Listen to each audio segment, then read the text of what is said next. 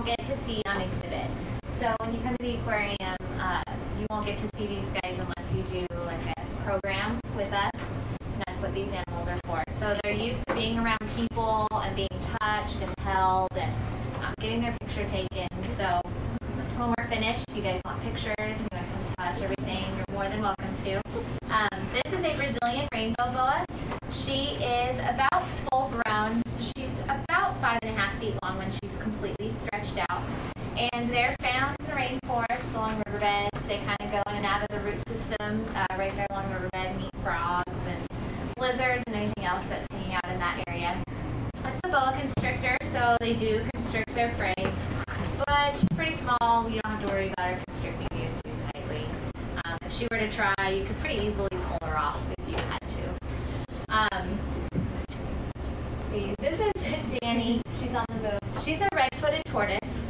She's also from South America in the rainforest. And one of the cool characteristics of most rainforest animals is they're usually pretty brightly colored. So she fits right in. That coloration in the wild is going to help her blend in to the brightly colored plants that are in the rainforest, as well as kind of warn predators that she could be potentially poisonous. Have you guys heard of poison dart frogs? Yes. They're super bright and they have those warning colors. That's also what those kind of act as. Like, I'm brightly colored, and generally anything brightly colored in the rainforest you don't want to eat. So that's why she's so pretty and orange and red. She's actually born in Washington State. So we got her about 2 years ago, and she's only 6 years old, but she'll live to be over 40. And we usually get asked, don't they live over 100 years old? And the smaller species of tortoises don't generally, but the larger species, like the Galapagos tortoise, will live over 150 years old. So she's just making her way around. And then Kara here has an American alligator. It's obviously a small alligator.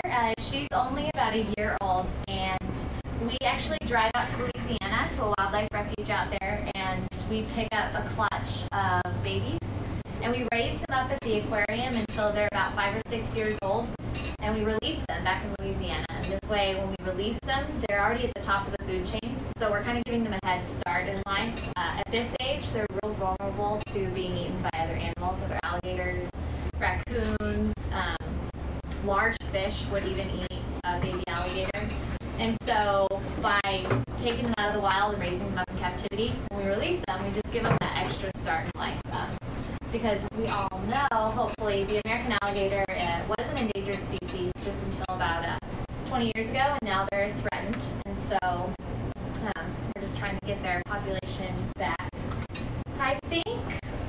I'm not sure. I know up until San Antonio, there's a really healthy population of wild American alligators, but I'm not sure if it goes further than San Antonio, but you guys can find them here. I know I saw a news story a while ago on 410. There was an 8-foot alligator that I saw police had to get off the highway.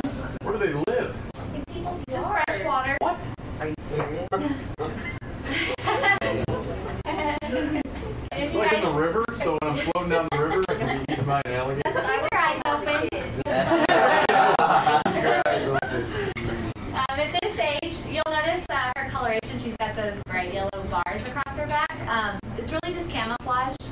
They hatch from the day they hatch. They have all their teeth and they hunt for themselves. But the mother alligators will actually protect them and kind of keep them together and keep other animals from trying to predate upon them.